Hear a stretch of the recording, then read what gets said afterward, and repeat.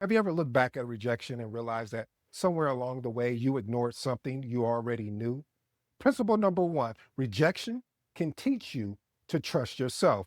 See, that's what happened to me, family. The lesson from the interview wasn't simply that I didn't get the job. The lesson was that before the interview even started, my judgment was telling me these aren't the right conditions, but I wanted the opportunity. And when we really want something, sometimes we just start negotiating against our own better judgment. We see the red flags, but we don't want to appear too difficult. We recognize the problem, but we don't want to lose the opportunity. Therefore, we override ourselves. Then the rejection comes and we spend all of our time analyzing what they decided instead of examining what we ignored. Here's the lesson, family.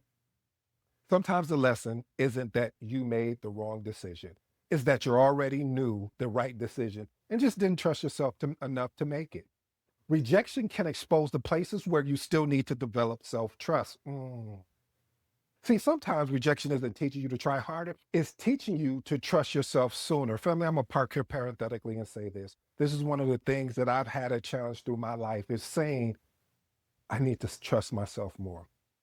You have to develop that self-trust because when you develop that self-trust, it doesn't happen overnight. And it definitely doesn't happen over a year, but it happens. You get lessons, you get opportunities to develop that self-trust. So I want to let you know when you fall down and you will, and then you have to make that tough decision. Do I trust myself again, even though I made the best decision based on the information that I had? And most of the time, when you're making a decision, not a choice, when we are making a decision, we try to make the best decision based on the information that we have. And then when we find out that that wasn't really a good decision, now we start doubting ourselves. And now that self-trust starts becoming ruined. Maybe I'm just talking to myself, but I hope that I'm also talking to somebody else out there that has been through something in life. All right, here's two actionable tips I'd love for you to experiment with. Tip number one, first, identify what you knew before you even knew the outcome. Go back before the rejection. What did you notice? What questions did you have? What instinct did you override? Don't rewrite history based on the outcome. Identify what information was genuinely available to you at the time. Tip number two, decide now what you'll do different next time. Maybe you'll ask another question. Maybe you'll request more information. Maybe you'll just reschedule, or maybe, just maybe, you'll actually walk away. Here's my professional advice.